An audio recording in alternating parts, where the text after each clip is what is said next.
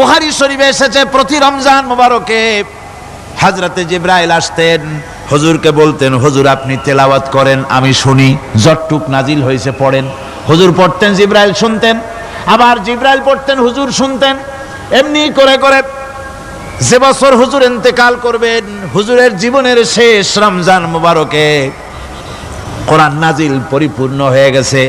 হযরত জিবরাইল বলেন, হুজুর কোরআন তো নাজিল তামাম হয়ে গিয়েছে, এবার আপনি পুরা কোরআন পড়ে আমারে শোনান। হযরতে রাসূল পুরাটা পড়ে 30 পারা পড়ে শোনায় দিলেন, জিবরাইল শুনলেন। এবার জিবরাইল বলেন, হুজুর আমি তেলাওয়াত করতেছি আপনি শোনেন। হযরতে জিবরাইল 30 পারা পড়লেন, হুজুর শুনলেন। আবার হযরত জিবরাইল বলেন, হুজুর আবার আপনি পড়েন। হুজুর পড়লেন, জিবরাইল শুনলেন, আবার জিবরাইল পড়লেন, হুজুর শুনলেন। তার মানে হলো হুজুর যে বছর ইন্তেকাল করলেন ওই বছরের রমজান মোবারকে হযরত জিবরাইল 2 বার পড়েছেন, হুজুর শুনেছেন, আর হুজুর 2 বার পড়েছেন, জিবরাইল শুনেছেন, যাতে করে একটা জের জবর, একটা আয়াত, একটা সেমিকোলন যেন বাদ না পড়ে যায়। শাহরু রমাদানাল্লাযী উনজিলা ফীহিল কুরআন, রমজানের পবিত্র মাসে আমি অবতীর্ণ হয়েছি। সুবহানাল্লাহ। যদি প্রশ্ন করা হয় রমজানে তো আসছো, কিন্তু প্রথম নাজিল হয়েছিল কোন সময়? ওটা কি দিন ছিল না রাত ছিল? কোরআন তার জবাবে বলে, ইন্না আনজালনাহু ফি লাইলাতিল কদর, কদরের পবিত্র রাতে আমি এই পৃথিবীতে আমার আগমন ঘটেছিল। যদি প্রশ্ন করা হয় বুঝলাম সবই, কেন নাজিল হয়েছে তুমি? এই পৃথিবীতে তোমার আসার উদ্দেশ্য কি? মূল কাজটা কি? এই প্রশ্ন যদি করা হয়, কোরআনে কারীম তার জবাবে বলে, শোনো কেন এসেছি। লিতুখরিজান নাসা মিনাজ যুলুমাতি ইলান নূর, আমার মিশন হচ্ছে গোটা বিশ্ব মানবতাকে পুঞ্জীভূত জমাট বাঁধা অন্ধকারের ভেতর থেকে টেনে বের করে আলোর সন্ধান দিতে, আলোর দিকে আনার জন্য আমি কোরআন নাজিল হয়েছি।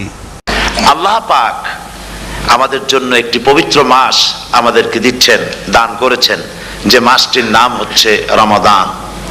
রমাদান হচ্ছে রামদুন, রা মিম দত, রম ধাতু থেকে উৎপত্তি, এর অর্থ হচ্ছে জ্বালানো, পুড়িয়ে দেওয়া, ভস্ম করে দেওয়া। রমাদান, রমজান মুবারকে যারা নাকি সিয়াম সাধনা করে, আত্মত্যাগ করে, অর্থাৎ তিতিক্ষা, ত্যাগ এবং তিতিক্ষা করে, রমজান মুবারকে আল্লাহ পাক যেভাবে রোজা চান ওইভাবে যারা রোজা রাখে, তাদের সমস্ত গুনাহ সমূহকে আগুন যেমন আবর্জনাকে জ্বালিয়ে দেয়, রোজা যদি সঠিকভাবে কারো হয় তাহলে তার গুনাহগুলিকে এইভাবে জ্বালিয়ে ভস্ম করে দেয়। সুবহানাল্লাহ বিহামদিহি। এই রমজান আমাদের সামনে। আমি আমার আলোচনার শুরুতে আমি আপনাদের খেদমতে আরজ করতে চাই যে মাসটির মধ্যে আমরা প্রবেশ করতে যাচ্ছি, দুটি জিনিস আমাদের সামনে এখন। একটি হচ্ছে আমরা মাহে রমজানকে ইস্তেকবাল করতে যাচ্ছি, মাহে রমজান আমাদের সামনে। দোয়া করে নেই যে আল্লাহ পাক এই পবিত্র রমজানের সম্মান করার মতো তৌফিক আমাদেরকে দান করো, আর যেভাবে রোজা রাখলে পরে তুমি খুশি হও সেইভাবে আমাদেরকে রোজা রাখার তৌফিক দান করো, বলি আমিন। এটি হচ্ছে সর্বশ্রেষ্ঠ মাস আল্লাহ পাক মুসলমানদের জন্য দান করেছেন। আবারও বলি আলহামদুলিল্লাহ। কোরআন শরীফের মধ্যে আল্লাহ সমস্ত ইবাদতের কথা বলেছেন, কিন্তু ডিটেইলস আলোচনা করেন নাই।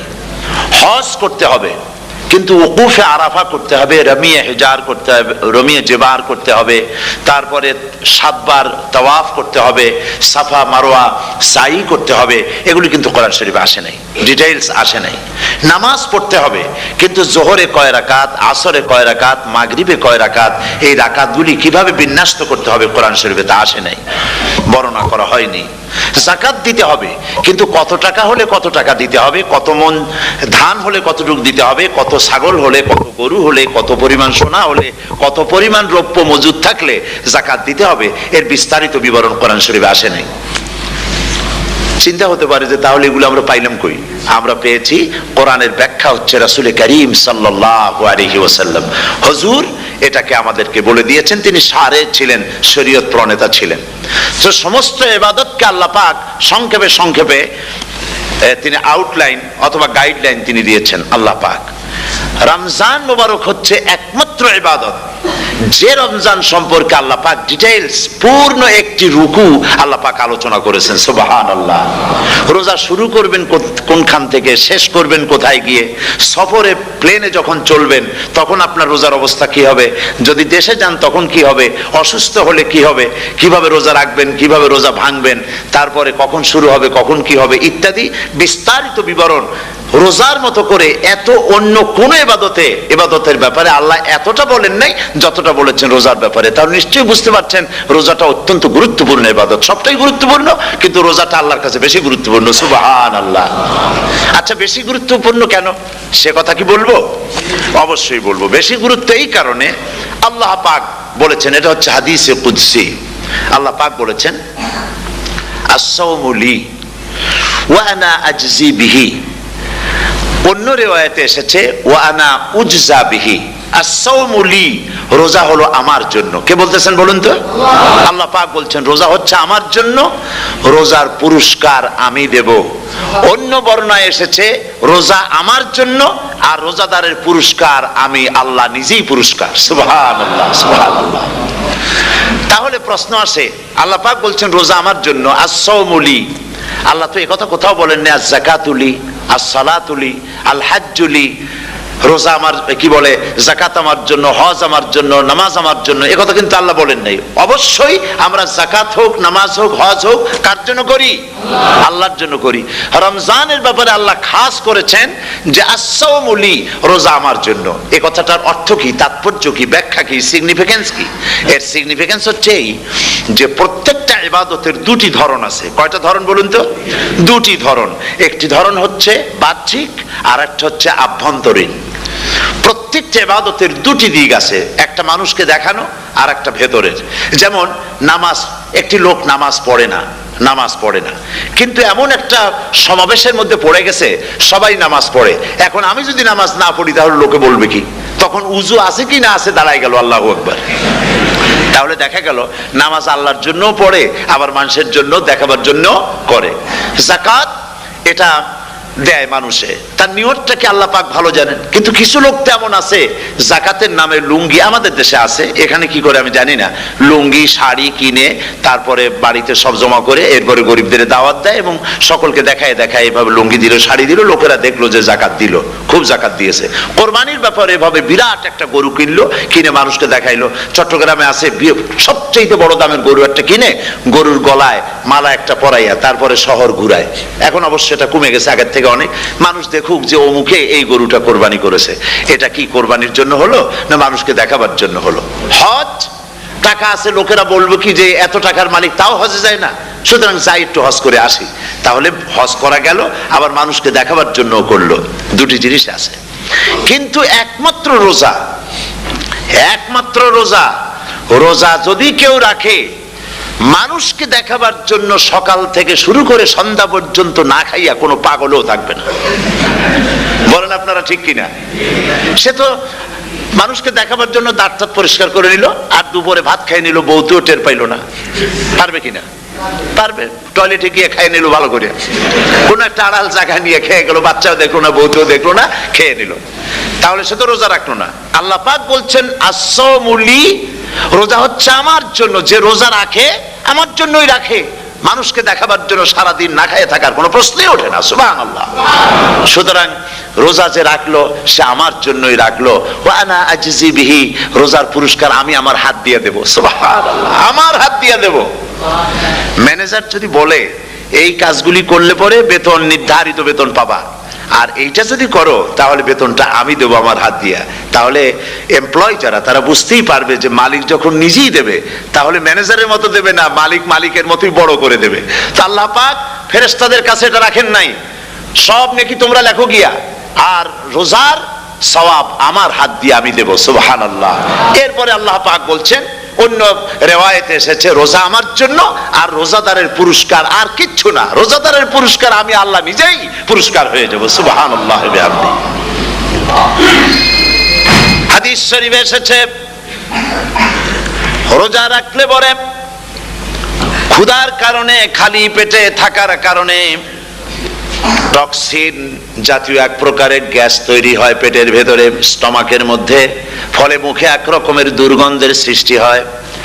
নবীজি বলেছেন রোজাদারের মুখের থেকে যে গন্ধ বের হয়, আল্লাহ পাকের কাছে রোজাদারের মুখের গন্ধ মেস্ক আম্বারের চাইতে বেশি পবিত্র। আপনার মুখের গন্ধটাও আল্লাহর কাছে পবিত্র।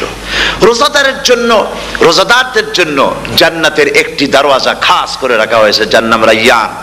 এই দরওয়াজা রোজাদারদের জন্য, কেবলমাত্র রোজাদারেরা সেখান থেকে প্রবেশ করবে, আর কেউ প্রবেশ করতে পারবে না।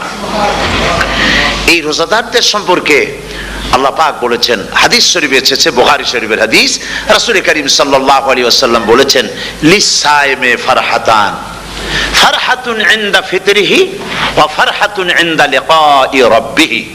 রোজাদারের জন্য দুইটা খুশি। কয়টা খুশি বলুন তো? কে বলছেন? আল্লাহ রাসূল বলছেন রোজাদারের জন্য দুইটা খুশি। লিসাইমে ফারহাতান, দুটি খুশি। ফারহাতুন ইনদা ফিতরিহি, একটা খুশি হচ্ছে ইফতারের সময়।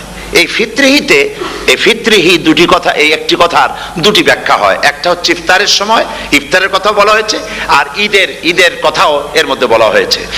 ইফতারের সময় হলে একটা খুশি, আর একটা খুশি হচ্ছে ইনদা লিকাই রাব্বিহি, যখন রোজাদারের সঙ্গে আল্লাহ পাক দেখা করবেন তখন হবে আরেকটা খুশি। তার মানে হচ্ছে রোজাদারদের সঙ্গে স্পেশাল আল্লাহ রাব্বুল আলামিন সাক্ষাৎকারের ব্যবস্থা করবেন। সুবহানাল্লাহ। তাহলে দুটি জিনিস হলো, একটা হলো ইফতারের জন্য রোজাদারের জন্য দুটা খুশি, একটা হলো ইফতারের সময়, আর একটা হচ্ছে আল্লাহর সঙ্গে যখন দেখা করবে। তো ইফতারের যে খুশিটা, এই খুশি রোজাদার ছাড়া কেউ বুঝবে না। ইফতার সারাদিন রোজা রাখার পর সামনে পেঁয়াজি, বেগুনি, সালাদ, তরমুজ, মিষ্টি, তারপরে আম্বালা সুইট মিটের নানান রকমের মিষ্টি, এরপরে মুড়ি, কত কিছু সব সামনে নিয়ে বসে আছে। দেখছেন অবস্থা? সমস্ত কিছু সামনে বসা, ঘড়ির দিকে তাকানো। আপনি যদি 5 মিনিট আগে খান, ফেরেশতা এসে মুখের উপর থাপ্পড় মারবে, বেটা খাইলি কেন? বলবে কেউ? বলবে না। কোন ফেরেশতা লাঠি নিয়ে দাঁড়ায় আছে? দাঁড়ায় নাই, কিন্তু আপনি খাচ্ছেন না কেন? সুবহানাল্লাহ, সুবহানাল্লাহ বলবেন না? অন্তত 1500 বছর আগে আল্লাহ রাব্বুল আলামিন নির্দেশ করে রেখেছেন, সূর্য সাদা হওয়া থেকে, পূর্ব দিগন্ত সাদা হওয়া থেকে শুরু করে পশ্চিম দিগন্তে যখন কালো রেখা দেখা দেবে, যখন মাগরিব হয়ে যাবে, সূর্যাস্ত যাবে, ততক্ষণ পানাহার আর স্ত্রী সম্ভোগ থেকে বিরত থাকো। 1500 বছর আগের আল্লাহ রাব্বুল আলামিনের এই নোটিশ কিভাবে কার্যকরী হচ্ছে উম্মতের মধ্যে, মুসলমানদের ভেতরে। খাবার সামনে আসে, পিপাসা লেগেছে, এখন তো পিপাসা লাগে না, খুব ঠান্ডার সময়, এখন রোজা রাখতে খুব মজা হবে, তাই না? খুব মজার রোজা। কিন্তু এই রোজা যখন জুন মাস আর জুলাই মাসে আসবে, তখন টের পায় মানুষ রোজা কাকে বলে। প্রচন্ড পিপাসা, সামনে সব খাবার পড়ে আছে, একটা খাবারের দিকে রোজাদারের হাত যায় না, ঘড়ির দিকে তাকায় আর চুপ করে বসে বসে আল্লাহর জিকির করতে থাকে। আল্লাহ কয়, ফেরেশতারা দেখ, এই বান্দা বানাইতে নিষেধ করছিলি। সুবহানাল্লাহ। আল্লাহ খুশি হয়ে যান। রোজাদার অপেক্ষা করতে থাকে, ঠিক যখন কাটায় সময়টা এসে গেছে, তখন আল্লাহর নাম করে খুরমা দিয়ে, পানি দিয়ে ইফতার শুরু করে দিল। আল্লাহ পাক খুশি হয়ে গেলেন। এই যে ইফতার, সারাদিন রোজা রাখা ইফতার করায় যে মজা, রোজা রাখলো না এরকম লোকেরাও কিন্তু ইফতার করে না? পুরান ঢাকায় আছে, ঢাকার তো কয়েকটা এলাকা আছে, পুরান ঢাকার লোকেরা নাকি বলে যে, যারা রোজা রাখে না তারা বলে যে, রোজা না রাখে একরকম পাপ করছি, আর ইফতার না করিয়া কবিরা গুনাহ করবো নাকি, ইফতার তো করাই লাগবে। তো খুব মজা করে ইফতার করে তারা। তো সারাদিন রোজা রেখে পেঁয়াজি, ছোলা, বুট, মুড়ি খাওয়ায় যে মজা, সারাদিন ভাত খাইয়া তারপরে ইফতারের শরীক হওয়া, ছাগলে ঘাস খাইলে যেমন লাগে ওইরকম তার মুখে লাগে, এই মজা পাবে না। রোজাদারের যে মজা লাগে সেই মজা সে পাবে না। সারা মাস রোজা থাকার পর, আল্লাহর হুকুম মেনে সারা রাত রোজা রাখার পর, তারপরে ঈদের দিনে জামা কাপড় পরিষ্কার করে, শেরওয়ানি গায়ে লাগাইয়া, পাঞ্জাবি পরে, আতর মেখে, এরপরে ঈদের জামাতে যখন দাঁড়ায় যায়, সে যে মজা পায়, সারা মাস রোজা রেখে ঈদের জামাতে গিয়ে সে যে মজা পায়, যে রোজা রাখলো না, ঈদের দিনে খুব জামা পাজামা, সেন্ট এগুলো মেখে টেকে প্রথম কাতারে গিয়ে দাঁড়ায় গেছে, ও সেই মজা পাবে না। ওর মনের মধ্যে একটা চোর চোর ভাব থেকেই যায়। সে মনে মনে ভাবে এই জামাত আমার না, জোর করে আসছি, এইখানে দাঁড়াবার যোগ্যতা আমার নাই। মনের মধ্যে সে একটা অপরাধী ফিল করে, সে ফিল করতে থাকে। সুতরাং রোজাদারের জন্য দুইটা খুশি, একটা হচ্ছে ইফতারের সময়, আর একটা খুশি হবে যখন আল্লাহ তাদেরকে দেখা দেবেন। সুবহানাল্লাহ। এই রোজা আল্লাহ পাক দান করেছেন। আচ্ছা, কি জন্য রোজা আমাদের দিলেন? এই জন্য দিয়েছেন যে একটা মাস পৃথিবীর মুসলমানরা না খেয়ে থাকুক দিনের বেলায়, ওই না খেয়ে থাকার যে খাবারগুলি বাঁচবে এগুলি আল্লাহ অন্য কোন এলাকার মানুষদের খাওয়াবেন নাকি? এই জন্য করেছেন রোজা, এই জন্য করেন নাই। রোজার ফজিলত আল্লাহর নবী বলেছেন, রমজান মুবারকের এত ফজিলত, মানুষ যখন কোন ইবাদত করে আল্লাহ পাক সেই ইবাদতের নেক আমলের সওয়াব 10 থেকে শুরু করে 700 পর্যন্ত বাড়ায় দেন। 10 থেকে শুরু করে 700 বাড়ায় দেন, ইল্লা সাওম, রোজা ছাড়া।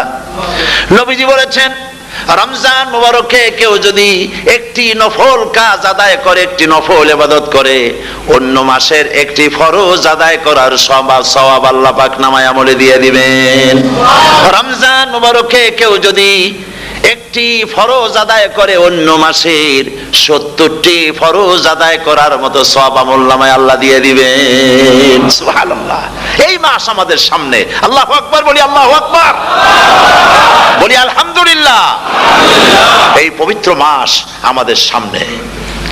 এই মাসে এত সওয়াব, নফল হয় ফরজের মতো, আর ফরজ হয় 70টা ফরজের মতো। এত সওয়াব কেন হইল? আমরা না খেয়ে থাকি সেই জন্য নাকি?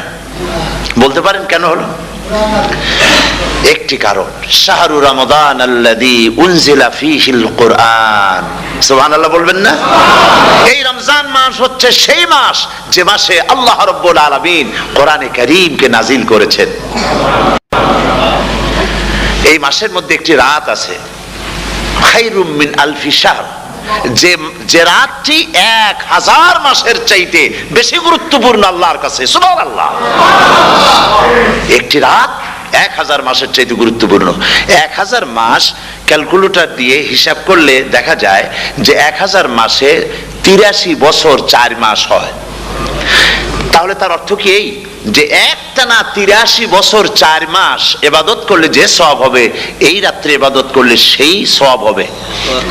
হতে পারে, এরকম হতে পারে, কিন্তু ব্যাখ্যাটা কি? ব্যাখ্যাটা হচ্ছে এই, আরবিতে আলফুন শব্দ দিয়ে 1000 বোঝানো হয় না। আরবিতে যখন আলফুন বলা হয় তাহলে বোঝা যায় সংখ্যাধিক্য, বিপুল সংখ্যা, হাজার হাজার, হাজার হাজার, থাউজেন্ডস এন্ড থাউজেন্ডস। এইটাকে বোঝাবার জন্য আরবিতে ব্যবহার করা হয় আলফুন, হাজার হাজার। তাহলে আল্লাহ কি বুঝাতে চাচ্ছেন? আল্লাহ রাব্বুল আলামিন তিনি আয়াত দ্বারা বুঝাতে চান, এর ব্যাখ্যা হচ্ছে এই পৃথিবীর মানবতার কল্যাণের জন্য, এই পৃথিবীর মানুষের ভালাইয়ের জন্য, মঙ্গলের জন্য হাজার হাজার মাস ধরে এই পৃথিবীর মানুষের যে কল্যাণ হয় নাই, এই রমজান মুবারকে একটা রাত আছে যেই রাতে আল্লাহ রাব্বুল আলামিন মানবতার সেই কল্যাণ করেছেন। সেই কল্যাণ কি দিয়ে করেছেন? শাহরু রমাদান আল্লাযী উনজিলা ফীহিল কোরআন, কোরআন নাজিল করে পৃথিবীর মানুষকে সেই কল্যাণ আল্লাহ দিয়েছেন। সুবহানাল্লাহ। বন্ধুগণ, কোরআন, কোরআন কি নিয়ামত আমাদের কাছে! সেই নিয়ামতকে আমরা চিনলাম না, আমরা বুঝতে পারলাম না কত বড় নিয়ামত আল্লাহ আমাদের দান করেছেন। এই কোরআন যেন আপনি শুনতে পারেন, পড়তে পারেন, বুঝতে পারেন, সেই জন্য আল্লাহ রাব্বুল আলামিন শরিয়াত কি সুন্দর ব্যবস্থা করেছে। কোরআন শোনার জন্য রমজান মুবারকে তারাবিহের নামাজের ব্যবস্থা করা হয়েছে। সুবহানাল্লাহ, সুবহানাল্লাহ। যারা সব সময় পড়তে পারেন না, কোরআন তেলাওয়াত জানেন না, অথবা সারা বছর এক খতম কোরআন শরীফ পড়া হয় না, শরিয়াত কি সুন্দর বিধান করলো যে আপনি যেন 30 পারা কোরআন শরীফ শুনতে পারেন। এই ব্যবস্থা তারাবিহের নামাজের মধ্যে শরিয়াত করে দিয়েছে। আলহামদুলিল্লাহ, আলহামদুলিল্লাহ। যাদের টাকা কড়ি আছে আমি তাদেরকে অনুরোধ করব, যদি পারেন তাহলে মেহেরবানি করে রমজান মুবারকে উমরা পালন করবেন। আমি উমরার নিয়ত করেই এসেছি, ঢাকা থেকে উমরার নিয়ত করেই এসেছি, আপনাদেরকে দেখে গেলাম, আর আমি এখান থেকে ডাইরেক্ট মদিনা মুনাওয়ারায় চলে যাব ইনশাআল্লাহ। লাইলাতুল কদর পর্যন্ত হারামাইনুশ শরীফাইনে কাটাতে চাই, নিয়ত করেছি। আপনারা দোয়া করুন আল্লাহ যেন কবুল করেন। কি মজা যখন আপনি হারামাইনুশ শরীফাইনে যখন তেলাওয়াত শুনবেন, আপনার কাছে মনে হবে যেন কোরআন শরীফ নাজিল হতেছে। সুবহানাল্লাহ। সেখানে তো নামাজের পরে হাত তুলে মোনাজাত করা হয় না, শুধুমাত্র রমজান মুবারকে বেতেরের নামাজের মধ্যে ইমাম সাহেব হাত তুলে মোনাজাত করেন। গত বছর রমজান মুবারকের লাইলাতুল কদরে আমি ছিলাম, গত কয়েক বছর ধরে আল্লাহ যাওয়ার তৌফিক দিয়েছেন দয়া করে। সেখানে লাইলাতুল কদরে পত্রিকাগুলি লিখেছে 30 লাখের উপরে লোক ছিল মক্কা শরীফের হারাম শরীফে, 30 লাখের উপরে। যখন তেলাওয়াত হচ্ছে, মোনাজাত করতেছেন ইমাম সাহেব কাঁদতেছেন, মোনাজাত করতেছেন, কাঁদতেছেন, আর গোটা হারাম জুড়ে কান্নার রোল পড়ে গিয়েছে। কিভাবে কাঁদতেছে! সারাদিন মানুষ রোজা রেখে তারপর ইফতার করতে যখন বসে, আমি সেই জান্নাতের কথা কেমনে আপনাদের বুঝাবো? রসগোল্লা কেমন লাগে বক্তৃতা দিয়ে 6 ঘন্টা বক্তৃতা দিয়েও বোঝানো যাবে না। যদি মুখের মধ্যে ঢুকাইতে পারি তাহলে বুঝবেন যে মজাটা কি। এটা তো আমি বুঝাইতে পারবো না কি মজাটা লাগে। সারাদিন রোজা রাখার পর সমস্ত লক্ষ লক্ষ মুসল্লিরা বসে আছে মক্কা শরীফে, কাবা শরীফ সামনে, এখানে বসে আছে। রোজাদারের সামনে আছে জমজমের পানি আর মদিনা মুনাওয়ারার খুরমা। আল্লাহর ঘর সামনে, জান্নাতের থেকে আর কাকে বলে? সুবহানাল্লাহ।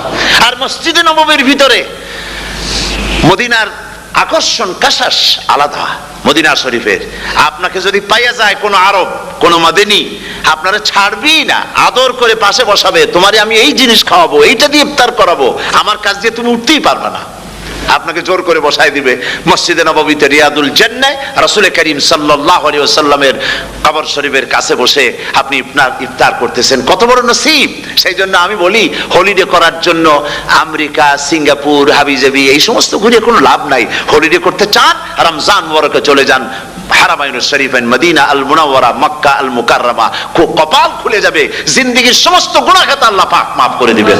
রাসূল করিম সাল্লাল্লাহু আলাইহি ওয়াসাল্লাম বলেছেন, রমজান মুবারকে যে উমরা করলো সেজন্য হজ আদায় করলো। সুবহানাল্লাহ। অন্য রিওয়ায়াতে এসেছে, যে ব্যক্তি রমজান মুবারকে উমরা করলো সেজন্য আমার সাথে হজ আদায় করলো। সুবহানাল্লাহ বিহামদিহি। তো বলতেছিলাম যে কোরআনে কারীম হচ্ছে একটি বিরাট নিয়ামত। এই নিয়ামত শোনানো হয় রমজান মুবারকে। আমি এবার এসে খুব খুশি হলাম একথা শুনে যে ইস্ট লন্ডন মসজিদ তারা একটা ব্যবস্থা করেছে, সুন্দর একটা রেডিও তারা আবিষ্কার করেছে। না কি করছেন আপনারা? ট্রান্সমিটার তৈরি করেছেন। ওনারা ওখানে রেডিও বিক্রি করেন। আপনারা বহু টাকা খরচ করেছেন, তারা হাজার হাজার পাউন্ড খরচ করে টাওয়ার বানিয়েছেন এবং একটা ফ্রিকোয়েন্সি তারা নিজেরা নিয়েছেন, আর রেডিওগুলি 125 পাউন্ড করে ওনারা দিচ্ছেন খরচ হিসেবে। এইটা যারা নিয়ে যায় ঘরের মধ্যে বসে তারাবিহের তেলাওয়াত তারা শুনতে পাবেন। মহিলারা অনেক সময় আসতে পারেন না, মহিলারা ঘরে বসে শুনতে পারবেন। ওই ইস্ট লন্ডন মসজিদে যত ওয়াজ হবে, তেলাওয়াত হবে, নামাজ হবে, আজান হবে, ওয়াজ হবে, জিকির হবে, সব আপনার ঘরে বসে আপনি শুনতে পারবেন। আল্লাহ রাব্বুল আলামিন এই ইকদামকে, এই পদক্ষেপকে আল্লাহ কবুল করুন, সবাই বলেন আমিন। এবং প্রত্যেকের ঘরে ঘরে এই রেডিও পৌঁছে যাক, আমরা বলি আমিন। আল্লাহ যেন কবুল করেন। আপনি ঘরে বসে মসজিদের সমস্ত প্রোগ্রাম পেতে পারবেন। আর কি সুন্দর, সেখানে যিনি তেলাওয়াত করেন, আজান দেন, আলহামদুলিল্লাহ, তার আজান শুনলে পরে তো মনে হয় যে আমি মক্কা শরীফে চলে গেছি, মদিনায় চলে গেছি। আর তেলাওয়াতও কত সুন্দর, আলহামদুলিল্লাহ। আল্লাহ তার প্রতি রহম করুন, আমরা বলি আমিন। সুতরাং বলতেছিলাম যে এই পবিত্র রমজানুল মুবারক, এটি কি জিনিসটা, কি জিনিসটা বোঝাবার জন্য আমি বলি, যেমন এই ঘড়িটা এটা কেনার পর 2-1 বছর পর এটা ফাস্ট হয় অথবা কি হয়, স্লো হয়ে যায়। তখন এটাকে সারার জন্য আমরা হসপিটালে দেই। হসপিটাল মানে লন্ডন হসপিটাল না, ঘড়িরও হসপিটাল আছে। তো ঘড়ির হসপিটালে দিলাম, ওরা এটাকে দেখে শুনে ওয়াইলিং করে টরে দিল ঠিক মতো। একবার যদি ঠিক করে দিল, আবার আমার 1-2 বছর চললো, আর কোনো ডিস্টার্ব করবে না, ঠিক কিনা? আপনার গাড়ির ইঞ্জিন যদি কোনো রকমের অসুবিধা করে, তাহলে গাড়ির ইঞ্জিনকে ওভারহোলিং করতে হয়, ইঞ্জিন ডাউন দিতে হয়। একবার যদি ইঞ্জিন ডাউন দিলেন, ওভারহোলিং করলেন, তাহলে আপনার এই গাড়ি 5-6 বছরের জন্য আর হাত দিতে হবে না। এ কথাগুলি বুঝতে পারছেন কিনা? সারা জীবন, সারা মাস অন্যায় করার পরে, গুনাহ করার পরে মানুষের অন্তঃকরণে কালিমা লেগে যায়, আল্লাহ রাব্বুল আলামিন রমজান মোবারকের একটা ব্যবস্থা করেছেন, ইঞ্জিন ওভারহোলিং এর মতো, ইঞ্জিন ডাউন দেওয়ার মতো। আপনার কালবকে, আপনার আত্মাকে, আপনার বিবেককে, আমার বিবেককে পরিষ্কার করার জন্য রমজান মাস করে দিয়েছেন। রমজান মোবারকের একটি মাসের কোর্স যদি কমপ্লিট করা যায়, তাকওয়া দিয়া যদি ভরে দেওয়া যায়, তাহলে বাকি 11 মাস আরামসে চলবে, কোনো অসুবিধা হবে না। নবীজি বলেছেন রমজান মুবারকে মাস আসার সঙ্গে সঙ্গে আল্লাহ রাব্বুল আলামিন তিনি জান্নাতের সমস্ত দরজাগুলি খুলে দেন, আর জাহান্নামের সব দরজাগুলি আল্লাহ রাব্বুল আলামিন বন্ধ করে দেন। সুবহানাল্লাহ। আর শয়তানকে শৃঙ্খল দিয়ে বেঁধে ফেলা হয়, শিকল দিয়ে শয়তানরা বান্ধা হয়ে যায়। এই হাদিসটা যখনই শোনাই বিভিন্ন জায়গায়, লোকেরা বিভিন্ন জায়গায় প্রশ্ন করে, হুজুর কোন তো যে শয়তানরে বান্ধা হয়, কিন্তু রমজান মাস হতো লোকেরা মদ খায়, মিথ্যা কথা কয়, তাহলে শয়তান বান্ধা থাকলো কেমনে? আমি বলি দেখেন, এরও ব্যাখ্যা আছে। এর ব্যাখ্যা হলো এই, কোন কোন ঘড়ি আছে একবার চাবি দিলে 6 মাস চলে, আর একবার চাবি দিলে 2 বছর চলে, আবার চাবি দিলে লাইফ চলে যায়, এরকমের ঘড়িও আছে। কোন কোন মানুষের শয়তানে এমন চাবি দিছে যে চাবিতে 6 মাস চলে, কোনটায় 10 মাস চলে, কোনটায় বছর চলে। রোজার মাসেও যারা গুনাহ করে শয়তানে এমন চাবি দিছে যে রোজার মাসেও বন্ধ হচ্ছে না, এরা শয়তানের খপ্পরে পড়ে গেছে। আল্লাহ এই চাবি থেকে মুসলমানদেরকে হেফাজত করুন, বলি আমিন। জোরে বলেন আমিন। শয়তান থেকে পানাহ কেউ দিতে পারে না, কোন গভর্নমেন্ট পারবে না। ব্রিটিশ গভর্নমেন্ট পারবে নাকি? American government? কেউ পারবে না। শয়তান থেকে পানাহা দিতে পারে কেবলমাত্র কে? ওই আল্লাহ রাব্বুল আলামিন আমাদেরকে শিখায় দিয়েছেন, শয়তানের ওয়াসওয়াসা থেকে আমার কাছে পানাহা চাও। আউযু বিল্লাহি মিনাশ শাইতানির রাজিম। বিতাড়িত মরদুদ শয়তানের ওয়াসওয়াসা থেকে পানাহা চাই, আল্লাহর কাছে পানাহা চাও। আল্লাহ পাক বলেন আমি পানাহা দিতে পারি শয়তানের ওয়াসওয়াসা থেকে। শয়তান থেকে আশ্রয় একমাত্র সিকিউরড, নিরাপত্তা পেয়েছেন আল্লাহর পয়গম্বরেরা। সুবহানাল্লাহ। আম্বিয়া আলাইহিমুস সালাম তারা আল্লাহ কর্তৃক নিয়ন্ত্রিত, শয়তানের ক্ষমতা নাই পয়গম্বরদের কাছে যাওয়া। চতুর সীমানার ভেতরে শয়তান প্রবেশ করে কোন নবীকে ওয়াসওয়াসা দিতে পারবে না, বলি সুবহানাল্লাহ। এই জন্য শয়তান থেকে বেঁচে যাওয়া, শয়তানের ওয়াসওয়াসা থেকে বাঁচা খুবই কঠিন। সেই জন্য আল্লাহ পাক বলছেন শয়তানকে বেঁধে রাখা হয়, জান্নাতের সমস্ত দরজা খোলা, জাহান্নামের সমস্ত দরজা বন্ধ হয়ে যায়। এই নিয়ামতের মাস আমাদের সামনে। প্রত্যেকটি যখন কোন ওয়ার্কশপ হয়, তো ওয়ার্কশপের জন্য এক একটা কি বলে সিলেবাস থাকে। রমজান মুবারক একটা ওয়ার্কশপ। এই ওয়ার্কশপের মধ্যে একটা সিলেবাস আছে, সেই সিলেবাসের নাম হচ্ছে কোরআন। কোরআন কোরআন কোরআন নাজিলের মাসে আমরা কি কোরআন তেলাওয়াত করি? বলেন। রোজা হচ্ছে, হাদিস শরীফের মধ্যে বলা হয়েছে আস-সাওমু জুন্নাহ, রোজা হচ্ছে ঢাল। রোজা কি কন্ত? ঢাল বোঝেন তো? ঢাল কি? প্রোটেক্টর।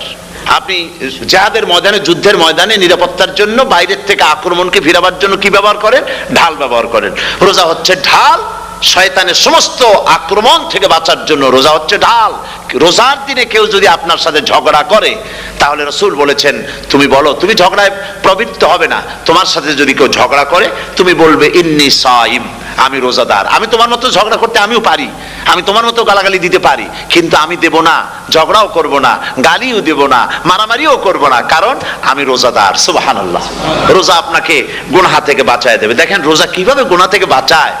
মিথ্যেবাদী, মিথ্যেবাদী সারাক্ষণ মিথ্যে কথা বলে, কিন্তু রোজার মাস আসছে, এখন মিথ্যাবাদী যারা, তাদের ঘনিষ্ঠ লোকদের কাছে শুনেছি যে তারা বলে, যদি কোনো লোক দিনের বেলা এসে যায় আর এমন কথা, যে কথা বলতে গেলে মিথ্যা বলা ছাড়া উপায় নাই তার জন্য, সে তখন বলে ভাই তুমি তো অসময় আসছো, এখন আমি খুব ব্যস্ত, আই এম ভেরি বিজি, তুমি রাত্রে আসো। কথা বুঝতে পেরেছেন তো? রোজা হচ্ছে কি? রোজাটা কি বলে? ঢাল। কোন মেয়ে লোকের দিকে চোখ পড়লো, আহা আমি তো রোজাদার, চোখকে সাথে সাথে নিচে নামায় ফেললো, গানের আওয়াজ আসলো, আমি তো রোজাদার, সে গানটা শুনলো না। কাজী সমস্ত গুনাহ থেকে বাঁচার জন্য রোজা একটা বিরাট হাতিয়ার। সুবহানাল্লাহ। এই মাসে আল্লাহ রাব্বুল আলামিন এই মাসটা, এই রোজাটা কেন দিয়েছেন? লাআল্লাকুম তাত্তাকুন, ইয়া আইয়ুহাল্লাযীনা আমানু কুতিবা আলাইকুমুস সিয়ামু কামা কুতিবা আলাল্লাযীনা মিন ক্বাবলিকুম লাআল্লাকুম তাত্তাকুন। হে বিশ্বাসীরা, তোমরা যারা ঈমান এনেছো, শোনো, আমি রোজাকে তোমাদের জন্য ফার্জ করেছি, যেমন করে ফার্জ করেছিলাম তোমাদের পূর্বপুরুষদের উপরে। রোজা শুধু আমাদের উপরে ফরজ হয়েছে তা না, আমাদের আগে যারা যেসব নবীরা আসছিলেন তাদের উপর রোজা কি ছিল? ফরজ ছিল। সুতরাং এই রোজা তোমাদের উপরে ফরজ, এই জন্য লাআল্লাকুম তাত্তাকুন, যাতে করে তোমরা কি হতে পারো? পরেজগার হতে পারো। কি হতে পারো? পরেজগার, মুত্তাকি হতে পারো, আল্লাহকে ভয় করতে পারো। একমাত্র আল্লাহর ভয় মানুষকে ভালো বানাতে পারে। একটা মানুষ জান্নাতে যাওয়ার জন্য, জাহান্নাম থেকে বাঁচার জন্য একটা জিনিস, কয়টা জিনিস বলেন? একটি জিনিস যদি ভেতরে থাকে তাহলে সমস্ত গুনাহ থেকে বাঁচতে পারে। আর একটি জিনিস যদি না থাকে তাহলে এমন কোনো কাজ নাই পৃথিবীতে যা সে করতে পারে না। সেই কাজটার নাম কি?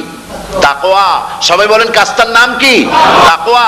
যদি ভেতরে আল্লাহ পাকের ভয় থাকে, রব্বুল আলামিন আমাকে দেখছেন, তিনি আমাকে শুনতেছেন, এই ভয় যদি অন্তঃকরণের ভিতরে থাকে তাহলে এই লোকটি কোনো গুনাহের কাজ করতে পারবে না, মিথ্যা বলতে পারবে না, ওজনে কম দিতে পারবে না, খাদ্যে ভেজাল দিতে পারবে না, শয়তানি বদমাশি করতে পারবে না। আর যদি এই জিনিসটির অভাব থাকে, যদি তাকওয়া না থাকে, তাহলে সমস্ত অন্যায় কাজ সে করতে পারবে। এই জন্য আল্লাহ রাব্বুল আলামিন বলেন, রোজা এই জন্য দান করেছে যাতে করে, রোজার মাস এই জন্য দিলাম, লাআল্লাকুম তাত্তাকুন, তোমাদের ভিতরে তাকওয়ার সৃষ্টি হয়। এই ওয়াজ আমি আপনাদের সামনে অনেকবার করেছি। হযরত ওমর রাদিয়াল্লাহু তাআলা আনহু রাতের বেলায় ঘুরতে ঘুরতে দেখেন এক বাড়িতে আলো জ্বলছে, শেষ রাত। এই রাত্রে বাড়িতে আলো জ্বলে কেন? ভাবলেন কোনো অসুখ বিসুখ হলো নাকি। তো উনি কাছে গেছেন, গিয়ে কান পেতে শুনতেছেন। বাড়ির মালিক বুড়ি তার যুবতী মেয়েকে ডেকে বলছে, মা ওঠো, তাড়াতাড়ি ওঠো। কেন? কয় যে সকাল তো হয়ে গেল, দুধ দই এনেছি, আমি দুধ এনে রাখছি, এখন তুমি পরিমাণ মতো সবটা পাত্রে পানি দিয়ে ভরে দাও, তাহলে ওজন বেশি হবে আর আমরা ভালো লাভ করতে পারবো। মেয়ে বলছে, মা তুমি বলো কি, এটা আমার দ্বারা সম্ভব না। কেন সম্ভব নয়? হযরত ওমর এক ফরমান জারি করেছেন, তিনি বলেছেন তিনি পানিতে, দুধের মধ্যে পানি মিশাতে নিষেধ করেছেন। তাছাড়া রাসূল করিম সাল্লাল্লাহু আলাইহি ওয়াসাল্লাম খাদ্যদ্রব্যে ভেজাল দিতে নিষেধ করেছেন। কাজী হযরত ওমরের এই নির্দেশকে আমি অমান্য করতে পারবো না। মা বলছে, দেখো ওমর এখন তো ঘুমাইতেছে, এত রাত্রে তিনি কি এখানে আসছেন নাকি আমাদের এই কারবার দেখতে? তুমি পানি মিশাও ইচ্ছে মতো। মেয়ে বলছে, মা হযরত ওমর ঘুমাতে পারেন, তার পুলিশেরা, তার গোয়েন্দা বিভাগের লোকেরা ঘুমাতে পারেন, হযরত ওমরের চোখকে ফাঁকি দেওয়া যাবে, হযরত ওমরের পুলিশকে ফাঁকি দেওয়া যেতে পারে, কিন্তু আল্লাহ রাব্বুল আলামিনের চোখকে ফাঁকি দেওয়া যাবে না। আমার পক্ষে সম্ভব নয়, আমি দুধে পানি মিশাতে পারবো না। হযরত ওমর রাদিয়াল্লাহু তাআলা চলে গেলেন, গিয়ে তার ছেলেকে ডেকে বললেন, ছেলে আমি তো এখন বুড়া হয়ে গেছি, আমার বিয়ের বয়স নাই, আমি একটা মেয়ের খোঁজ নিয়ে আসছি, যদি আমার বয়স থাকতো এই মেয়েটার আমি বিয়ে করতাম। সুবহানাল্লাহ, সুবহানাল্লাহ। তো এই মেয়েটা তুমি খোঁজ নাও, যদি বিয়ে না হয়ে থাকে তুমি প্রস্তাব দাও বিবাহের। কি সৌন্দর্য তিনি দেখলেন মেয়েটার মধ্যে, স্বাস্থ্য, রূপ, যৌবন, কি দেখলেন? তাকওয়া। জোরে বলেন না, কি দেখলেন? তাকওয়া। এই তাকওয়া তিনি দেখলেন। এই তাকওয়ার উপরে ভিত্তি করে আমিরুল মুমিনিন, অর্ধেকটা পৃথিবীর প্রেসিডেন্ট, খলিফাতুল মুসলিমিন, আমিরুল মুমিনিন হযরত ওমর তার ছেলের জন্য পুত্রবধূ করে তাকে ঘরে নিয়ে আসলেন। সুবহানাল্লাহ। ফায়দা কি হলো? ফায়দা এই হলো, এই মেয়ের গর্ভে যে মেয়ে হলো, সেই মেয়ের গর্ভে যে মেয়ে হলো, সেই মেয়ের গর্ভে ফারুক সানি হযরত ওমর ইবনে আব্দুল আজিজ রাহমাতুল্লাহ আলাইহির মতো ফারুক সানি আল্লাহ দান করে দিলেন। সুবহানাল্লাহ ওয়া বিহামদি। এটা নাম হচ্ছে তাকওয়া। এই তাকওয়ার ব্যাপারে হযরত ওমর রাদিয়াল্লাহু তাআলা আনহু তিনি হযরত কাব বিন উবাই রাদিয়াল্লাহু তাআলা আনহুকে জিজ্ঞেস করেছিলেন যে তাকওয়ার একটা ব্যাখ্যা আপনি কি আমাকে বলতে পারেন, তাকওয়ার ব্যাখ্যাটা কি? তিনি বললেন হ্যাঁ পারি। কি ব্যাখ্যা?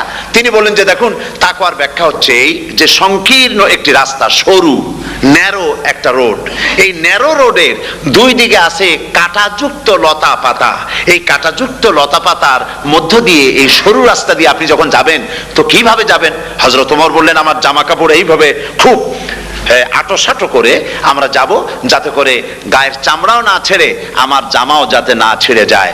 হযরতে কাব বিন উবাই রাদিয়াল্লাহু তাআলা আনহু বলছেন এটার নামই হচ্ছে তাকওয়া। এটার নাম কি? তাকওয়া।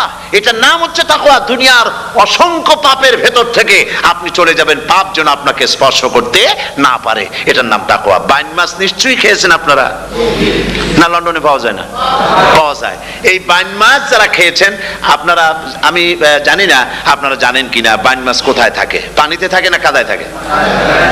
মাশাআল্লাহ, বাইন মাছ থাকে কাদার মধ্যে। কিন্তু এই বাইন মাছ যারা ধরেছে তাদের মুখে শুনেছি আমি যে বাইন মাছ থাকে কাদায়, ওকে যখন ধরে টেনে বের করা হয় কাদার মধ্যে থেকে এক ফোঁটা কাদা ওর গায়ে নাই। এই কলুষিত সমাজ, পাপে ভরপুর, গ্রেট ব্রিটেন, আমেরিকা, পাশ্চাত্য, আমাদের দেশ, সর্বত্র পাপ আর পাপ।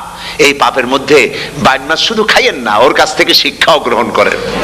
ও যেমন কাদার মধ্যে থাকে, কাদা ওর গায়ে লাগে না, আপনিও এই সমাজের মধ্যে আপনি আপনার কাজ চালিয়ে যান, পাপ যেন আপনাকে স্পর্শ না করে। আল্লাহ যেন পাপের থেকে আমাদের বাঁচান। আমরা বলি আমিন, সবাই বলেন আমিন। এটার নাম হচ্ছে তাকওয়া। আর তাকওয়া লম্বা জামায় তাকওয়া হয় না, লম্বা দাড়িতে তাকওয়া হয় না, পাগড়ি একটা বানলেই তাকওয়া হয় না। রাসূলুল্লাহ সাল্লাল্লাহু আলাইহি ওয়াসাল্লাম বলছেন তাকওয়া হা হুনা, হা হুনা, হা হুনা, তিনবার বলেছেন, বুকের দিকে দেখায় বলেছেন তাকওয়া হা হুনা। তাকওয়া হচ্ছে এখানে। এর অর্থ এই নয় যে আমি দাড়িকে আমি ছোট করে দেখছি, জামাকে ছোট করে দেখছি, তা নয়। কিন্তু বলছি যে তাকওয়াটা হচ্ছে অন্তরের ভেতরে। এই অন্তরের ভেতর থেকেই এটার বহির প্রকাশ হতে হবে, আপনার কথায়, আপনার বলায়, আপনার ওঠায়, আপনার বসায়, আপনার চালচলনে, আপনার বিয়ে শাদীতে, আপনার ব্যবসা বাণিজ্যের সর্বত্র তাকওয়ার ছাপ প্রদর্শিত হতে হবে। তাহলেই আমার মধ্যে তাকওয়া এসেছে বলে প্রমাণ হবে। আর এটাই আল্লাহ পাক চান, রমজান মোবারকে তোমাদের মধ্যে তাকওয়া সৃষ্টি হোক। রোজা সম্পর্কে এই কথাগুলি আমি বলে নিলাম। প্রথম 10 দিন শুধু রহমত নাজিল হবে, দ্বিতীয় 10 দিনে আল্লাহ পাক শুধু মাফ করতে থাকবেন, আর তৃতীয় 10 দিনে আল্লাহ পাক জাহান্নাম থেকে মুক্ত করে দিবেন। সুবহানাল্লাহ। রমজানে মক্কা শরীফে, মদিনা শরীফে ছোট্ট একটা বাচ্চাও ঘুমায় না। অন্তত 5-7 বছর, 8-10 বছর বয়স হয়ে গেছে এরকম বাচ্চা সারা রাত্রে 1 সেকেন্ডের মধ্যে ঘুমায় না। সমস্ত লোক জাগে, ফজরের নামাজ পড়তে থেকে ঘুমায়, সব সমানে 2 হাতে নেকি কামাই করে। নেকি কামাইয়ের মৌসুমে বাহার। রমজান হচ্ছে নেকি কামাইয়ের বসন্তকাল। আপনারা যেন খবরদার মিস করবেন না, মিস করবেন না, খবরদার। এই মাসটা পুরাপুরি কাজে লাগাবার জন্য মায়েরা, আমার মায়েরা, বোনেরা, মেহেরবানি করে এই মাসটা কাজে লাগাবেন। গীবত গাইবেন না, রাগারাগি করবেন না, ঝগড়াঝাটি করবেন না, মিথ্যা কথা বলবেন না, তেলাওয়াত, জিকির, আজগার। আর পুরুষেরাও এই জিকির আজগারের মধ্যে, মানুষকে ভালো কাজের আদেশ করার মধ্যে যা আজকে আল্লাহ আমার দিয়ে বলাইলেন, এই কাজগুলি আমি এবং আপনারা সবাই যেন আমল করতে পারি। আল্লাহ তৌফিক দান করুন। আপনারা এই মোনাজাতের পরে যে যে এলাকায় গিয়ে জামাতে এশার নামাজটা আদায় করবেন, এখানে নামাজের কোনো ব্যবস্থা করা যায় নাই বলে আমরা দুঃখ প্রকাশ করছি। পাশে যেখানে মসজিদ পান, জামাতে এশার নামাজটা খবরদার আদায় করে নেবেন, নামাজ ছেড়ে দেবেন না। 5 ওয়াক্ত নামাজ সঠিকভাবে আদায় করবেন। আর মদের ব্যবসা যাদের আছে, মদের ব্যবসা ছেড়ে দেবেন। আর মদের চাকরি যারা করেন, সেখান থেকে চাকরি উঠাইয়া কোনো ভালো জায়গায় চাকরি করার জন্য চেষ্টা করবেন। জেনা, ব্যভিচার, নাচ, গান ইত্যাদি, তাস, পাশা, জুয়া, অন্যায় কাজে যাব না। আল্লাহ যেন কবুল করেন, বলেন আমিন। বলেন সবাই আমিন। এটাই কাজ। শিরক এবং বেদাতের বাড়ির কাছেও আমরা কেউ যাব না। এই তওবা করে খাঁটি মুসলমান হইতে হবে। আমরা কতদিন বাঁচবো জানি না। আল্লাহ পাক যেন আমাদেরকে ঈমানের সাথে রাখেন। যাদের মুখে দাড়ি নাই, আল্লাহ পাক তাদের মুখে দাড়ি লাগায় দিক, বলি আমিন। আপনারা চেষ্টা করেন, চেষ্টা করেন রসুলের এই সুন্নতটা আমল করার জন্য। যেহেতু আমরা মারা যাব, চিরদিন বাঁচবো না, তো আল্লাহ রসুলের কাছে কেমনে আমরা আমাদের চেহারা দেখাবো? জামায়, দাড়িতে, টুপিতে, পর্দায়, মেয়ে লোকদের পর্দা করার মধ্যে, সবটার মধ্যে রাসূলুল্লাহর সুন্নত যেন আমরা আমল করতে পারি। আল্লাহ যেন তৌফিক দেন। হুজুর বলেছেন, হুজুর তো কোনো কলেজে পড়েন নাই, কি বলেন? কলেজে পড়েছেন?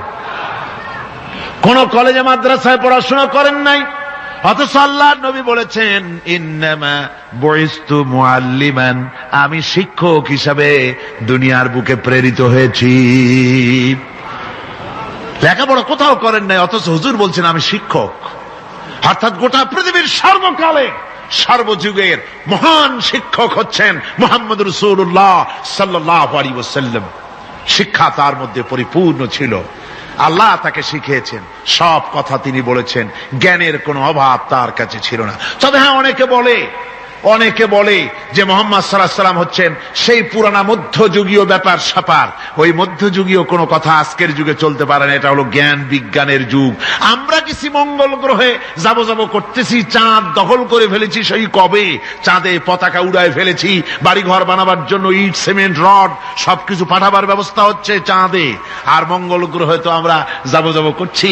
মুহাম্মদ সাল্লাল্লাহু আলাইহি ওয়াসাল্লাম কি চাঁদে নেমেছেন কখনো? এগুলি বেকুবদের প্রশ্ন। কাদের প্রশ্ন? বেকুবদের প্রশ্ন। আর মিয়া, তোমার বিজ্ঞান তো গেছে শুধু চাঁদে। চাঁদ কত দূর? মাত্র 2,32,000 মাইল দূরে। চাঁদ মাত্র 2,32,000 মাইল দূরে একটি উপগ্রহ মাত্র। পৃথিবীর সবচাইতে নিকটতম প্রতিবেশী, নিকটতম উপগ্রহ হচ্ছে চাঁদ।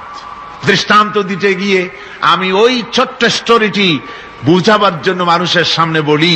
একবার এক স্বামী আর স্ত্রী দুজনে ঝগড়া লেগেছে, স্বামী স্ত্রীর ঝগড়ায় বেচারা স্বামী দুর্বল হয়ে গেছে, স্বামীর স্ত্রীর সামনে আর পেরে উঠছে না পারিয়া শেষ পর্যন্ত বলল, ঠিক আছে, তোমার মতো দাজ্জাল মার্কা বউর সাথে আমি আর থাকবো না, আমি চললাম, আমি এবার বিদেশেই চলে যাব, দেশেই থাকবো না। স্ত্রী কিছু বলতেছে না। স্বামী দেখে যে সন্ধ্যা পর্যন্ত স্ত্রী তাকে সাধেও না, মহা সমস্যা। বলেও বেচারা মুসিবতে পড়েছে, প্রেস্টিজ কনসার্ন হয়েছে, ইজ্জতের ব্যাপার। শেষ পর্যন্ত জায়নামাজ বালিশ টালিশ পেঁচাইয়া বিদেশের উদ্দেশ্যে নিজেকে তৈরি করে বারান্দায় নেমে বলল যে মাগরিবের রক্ত যখন হয়েই গেল, মাগরিবটা পড়ে নেই।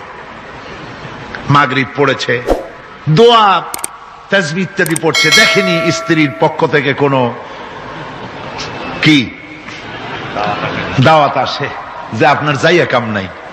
তো স্ত্রী বেচারিও বুঝে ফেলেছে তার স্বামীর দৌরত্ব কত দূর, সেই জন্য সেও আর কিছু ক্ষয় টয় না।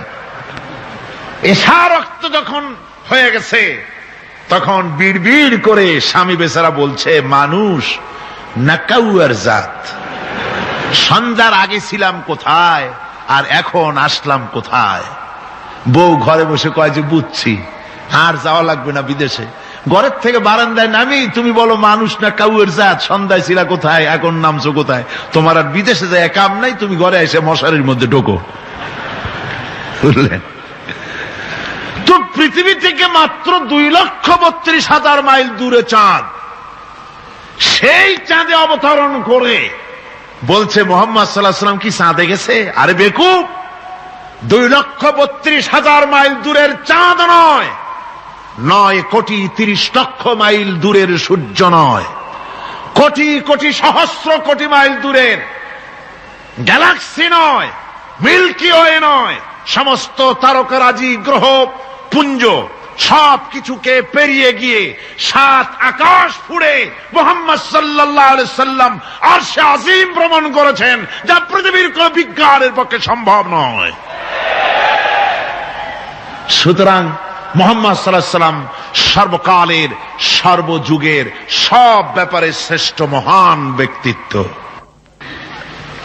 এরপরে আল্লাহ রাব্বুল আলামিন বলছেন, وَخَلَقْنَاكُمْ أَزْوَاجًا,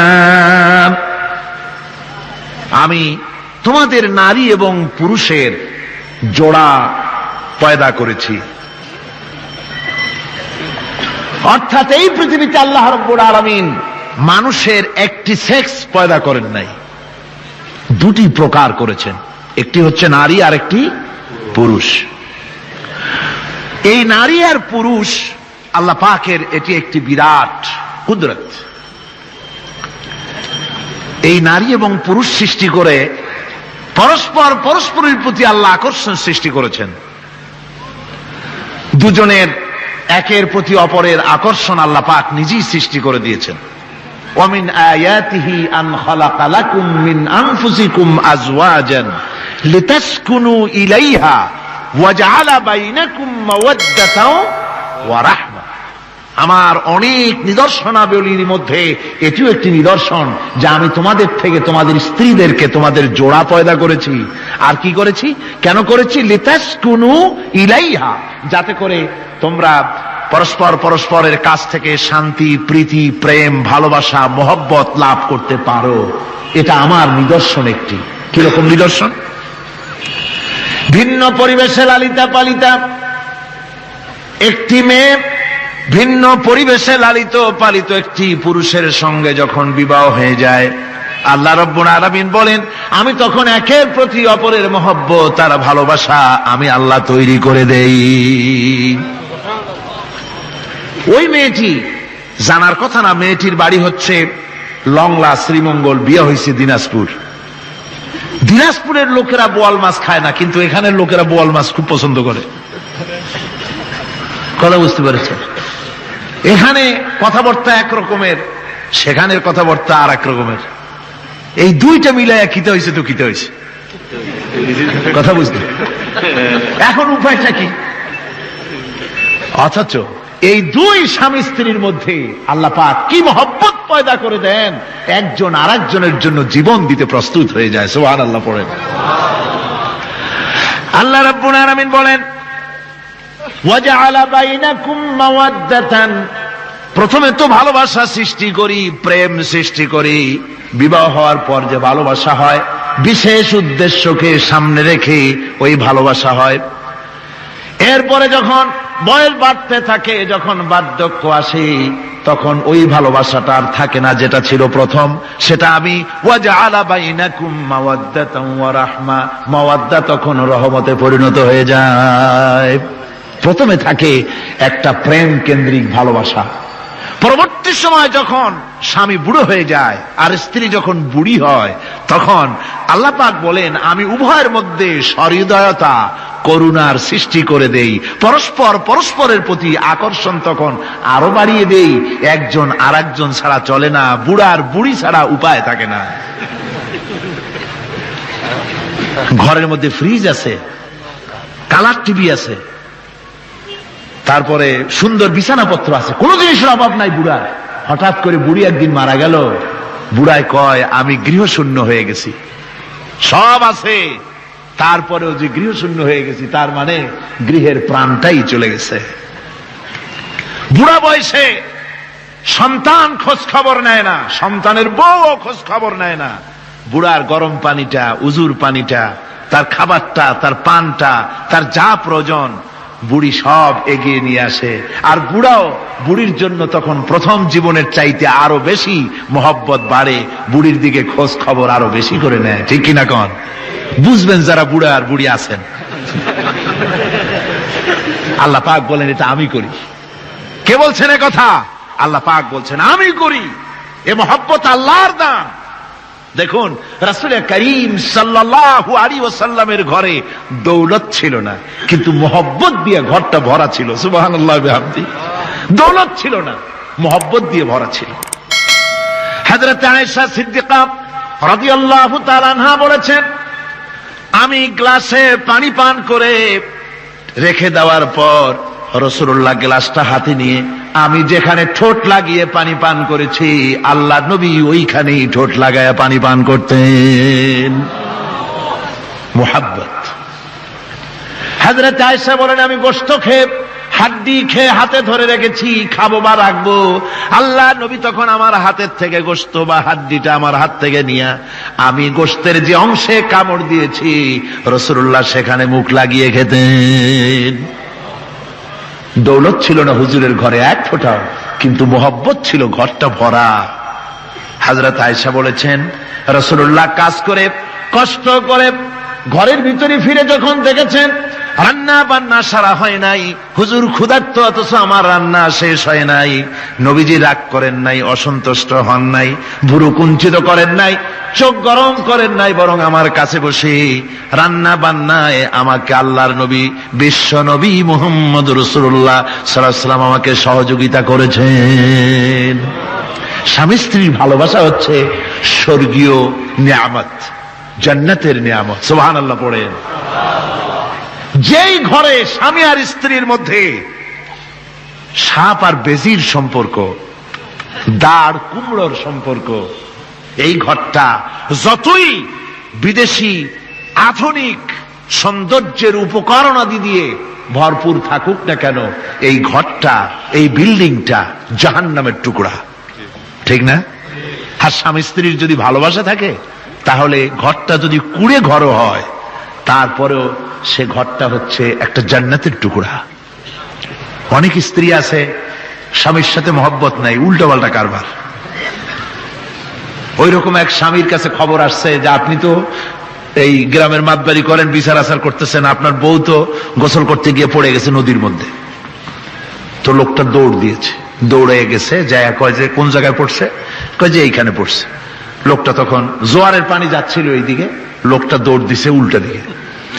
লোকেরা কয় যে মিয়া তোমার বউ পড়েছে এইখান থেকে জোয়ারের পানি এদিকে যায়, তুমি উল্টা দৌড়াও কেন? মাতবার বলছে যে দেখো, এটা হচ্ছে আমাদের ইন্টারনাল অ্যাফেয়ার্স, এটা বুঝবা না। এই স্ত্রী সারাটি জীবন আমার উল্টা চলেছে। আমি যদি বলেছি 100, সে বলেছে 335। আমি যদি বলেছি এখন দিনের 12টা, সে বলেছে এখন রাত 3:35। সম্পূর্ণ উল্টা সারা জীবন যে চলেছে। সে যে নদীতে পড়ে জোয়ারে গেছে, আমি তা বিশ্বাস করি না, উল্টাই গেছে। এই রকমের এক শ্রেণী আছে, স্বামী উল্টা থাকে, স্ত্রী উল্টা থাকে, এরকমও হয়। সুতরাং স্বামী এবং স্ত্রীর মধ্যে মহব্বত আর ভালোবাসা, এটি মাবুদের একটি বিরাট নিয়ামত। অন্যের স্ত্রীর দিকে তাকালে কাম ভরে, খারাপ নজরে তাকালে জেনার গুনাহ হবে। হাত দিয়া ধরলে কাম ভাবে জেনার গুনাহ হবে।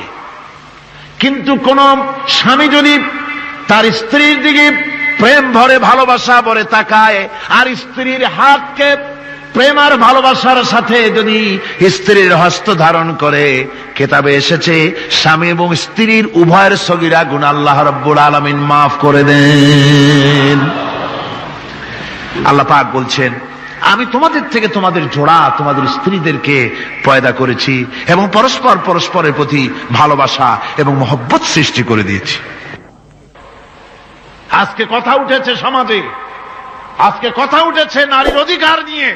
বলা হচ্ছে ইসলাম নারীকে, নারীর অধিকার ক্ষুণ্ণ করেছে, বলে না?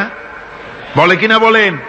আমাদের দেশে এই জন্য নারী পক্ষ, নারী সমাজ, নারী আন্দোলন পরিষদ, তারপরে এরকম অনেক আন্দোলন তারা বানিয়েছে।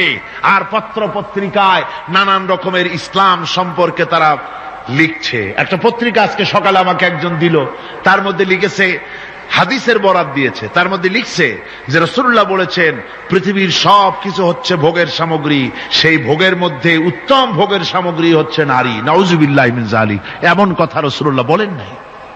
হাদিসের নাম দিয়া তারপরে হুজুর যা বলেন নাই সেই সব কথা বলে বলে নারীদেরকে ইসলামের প্রতি বীতশ্রদ্ধ করাবার জন্য চেষ্টা চালানো হচ্ছে। অথচ নারীদের ব্যাপারে মুহাম্মদ সাল্লাল্লাহু আলাইহি ওয়াসাল্লাম সবচাইতে উত্তম কথা বলেছেন। এত সুন্দর কথা পৃথিবীতে আর কেউ বলে নাই, আর কেউ বলে নাই। নারী আজ অধঃপাতিতা, নির্যাতিতা। এই নির্যাতন থেকে, অধঃপতন থেকে নারীকে কে রক্ষা করতে পারে? ইসলাম। জোরে বলেন, কে পারে? কেবলমাত্র ইসলাম পারে, আর কেউ পারে না।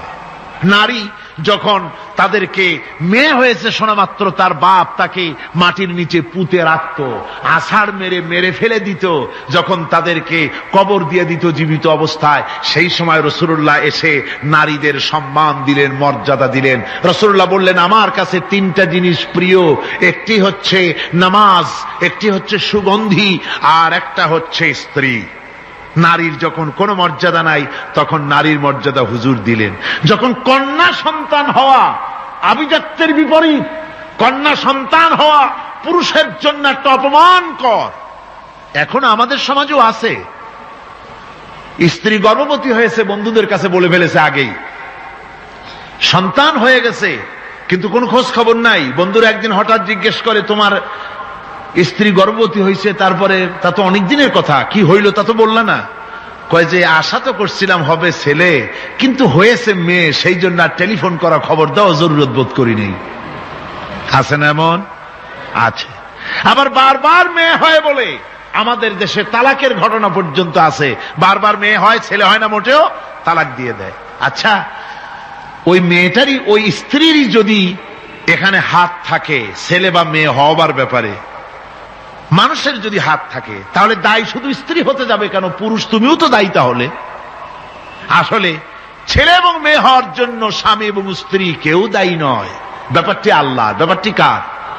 আল্লাহ রাব্বুল আলামিন বলেছেন, আমি যাকে খুশি কন্যা দান করি, যাকে খুশি শুধু ছেলে দান করে, যাকে খুশি তারে ছেলেও দেই মেয়েও দেই, আর যাকে খুশি আমি কিছুই দেই না। এ সবটাই আমার হাত। সুতরাং রাসূল পাক সাল্লাল্লাহু আলাইহি ওয়াসাল্লাম বলেছেন, খবরদার মেয়েদের বাপকে, মেয়ের বাপকে গালি দিও না। বারবার মেয়ে হয় বলে অনেকে মেয়ের বাপকে গালি দেয়, তাচ্ছিল্য করে, টিটকারি করে। হুজুর বলেছেন মেয়ের বাপকে বিদ্রুপ করো না, গালি দিও না, যেহেতু আমি মুহাম্মদ সাল্লাল্লাহু আলাইহি ওয়াসাল্লাম মেয়েদের বাপ। রাসূল পাক সাল্লাল্লাহু আলাইহি ওয়াসাল্লাম বলেছেন, যে ঘরে একটা কন্যা সন্তান জন্মগ্রহণ করে, যে ঘরের ভিতরে একটি কন্যা সন্তান জন্মগ্রহণ করে, ওই ঘরের ভিতরে আল্লাহ রাব্বুল আলামিনের রহমতের ফেরেশতা ঢুকে সালাম দেয় আর বলে, আসসালামু আলাইকুম ইয়া আহলাল বাইত, হে ঘরের মালিকেরা, তোমাদের উপরে আল্লাহর রহমত বর্ষিত হোক। রহমতের ফেরেশতারা ঘরের ভিতরে প্রবেশ করে কন্যা সন্তানটির মাথার উপরে হাত বুলায় আর বলতে থাকে, এই দুর্বল দেহ একটি দুর্বল দেহের ভেতর থেকে বেরিয়ে এসেছে, এই কন্যা সন্তানটিকে যে লালন পালন করবে আল্লাহ রাব্বুল আলামিন তাকে শান্তিতে রাখবেন। রাসূল পাক সাল্লাল্লাহু আলাইহি ওয়াসাল্লামের কাছে একজন এসে বলছে, ইয়া রাসূলুল্লাহ, আমার এক মেয়ে। হুজুর কয়, তোমার এক বেহেশত। আর একজন বলল, হুজুর আমার দুই মেয়ে। কয়, তোমার দুই বেহেশত। এরকম হাদিস আছে নাকি যে একজনে বললো আমার এক ছেলে, আর হুজুর বলছেন তোমার এক বেহেশত? আছে এমন? সুতরাং মেয়েকে কি মর্যাদা দিয়েছে ইসলাম। রাসূলুল্লাহ বললেন, যার তিনটি মেয়ে আছে আর ওই তিনটি মেয়েকে আদব শিক্ষা দিয়েছে, তারবিয়াত শিক্ষা দিয়েছে, দ্বীন শিক্ষা দিয়েছে, স্নেহ করে, স্নেহ দিয়ে লালন পালন করেছে, তারপরে সৎ পাত্রস্থ করেছে, ওই মেয়ের লালন পালনকারী মাতা পিতা আর আমি মুহাম্মদ সাল্লাল্লাহু আলাইহি ওয়াসাল্লাম কিয়ামতের দিন একই জান্নাতে পাশাপাশি অবস্থান করব। সুবহানাল্লাহ বিহামদিহি। মেয়ের ব্যাপারে রাসূলুল্লাহ এত কথা বলেছেন, নারীদের ব্যাপারে এত কথা বলেছেন। হুজুর বলেছেন, তোমরা যখন সফরে যাবে, সফর থেকে আসার সময় আমরা অনেকে হাদিয়া তোহফা নিয়ে আসি, জামা কাপড়, মিষ্টি, চকলেট ইত্যাদি আমরা নিয়ে আসি, আনি না? কি বলেন, আনি না?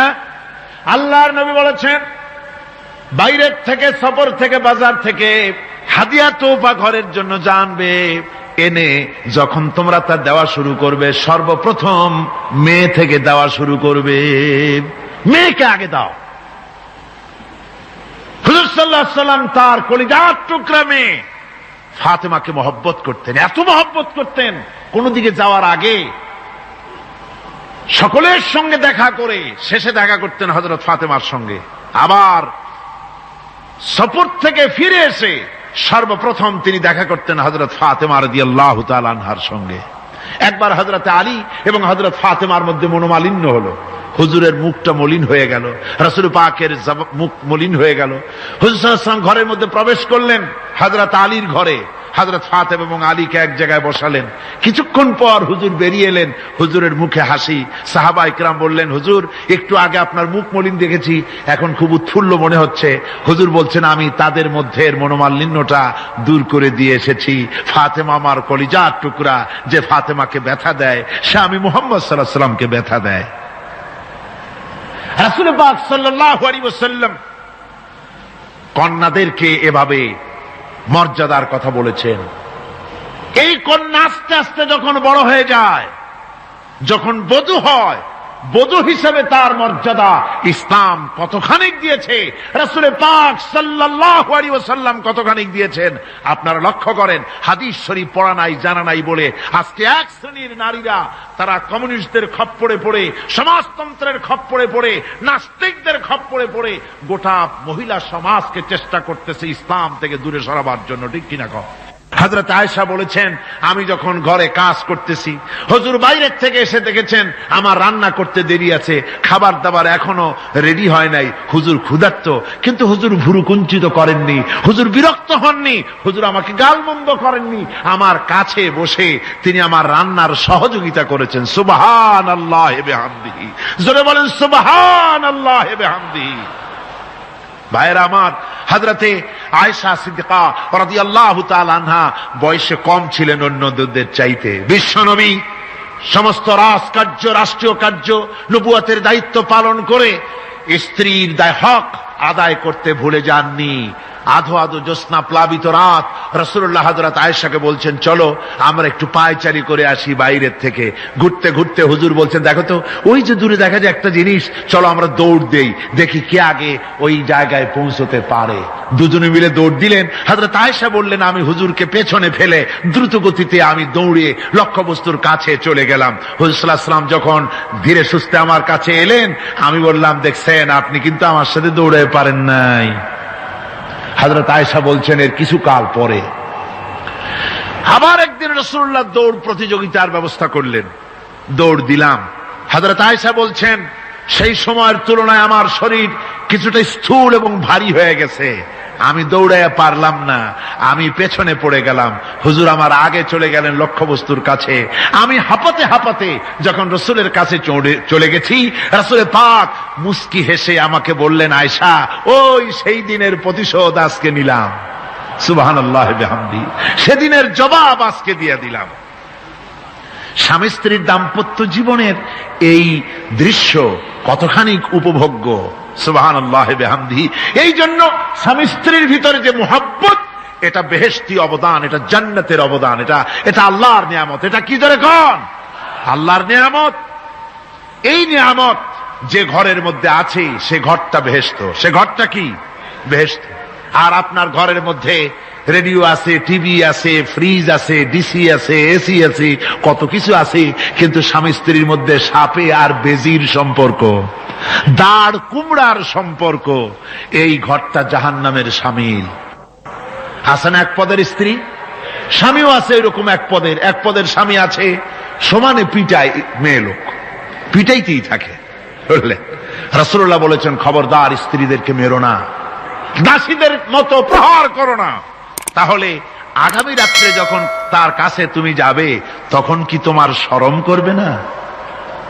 রাসূল পাক সাল্লাল্লাহু আলাইহি ওয়াসাল্লাম নারী পুরুষের সমান অধিকার দিয়েছে। ভালোবাসা এবং মহব্বত থাকতে হবে, একে অপরের উপরে বাজিমাত করার প্রতিযোগিতা থাকা উচিত নয়। স্বামী হয়েছেন বলে তিনি একেবারে নওয়াবজাদা নসরুল্লাহ খান হয়ে যাবে তা না। আবার স্ত্রী স্বামীকে গোলাম হিসাবে ব্যবহার করবে তাও না। ভালোবাসা, শ্রদ্ধা, পারস্পরিক মহব্বত হিসেবে মর্যাদা সমান রাখা হয়েছে। কিন্তু মাঝে মধ্যে দেখা যায়, কিছু অভিযোগ পাওয়া যায়, স্ত্রীরা এমনও করে স্বামীকে একেবারে গোলামদের মতোই রাখে। এই রকমের এক শ্রেণীর আছে। সমান অধিকারের চিন্তা নিয়ে স্বামী নির্যাতনের কোনো প্রশ্নই ওঠে না। রাসূলুল্লাহ আবার মর্যাদা পুরুষের এক ধাপ বাড়ায় দিয়েছেন।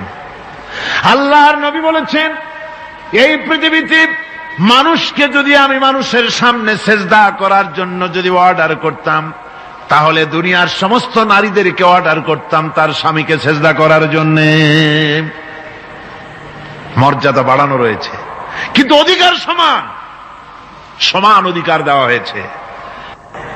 ইসলাম নারীর অধিকার দিয়েছে, স্বামী স্ত্রীর মহব্বত এবং ভালোবাসা সৃষ্টি করে দিয়েছেন। এটা আল্লাহর নিয়ামত।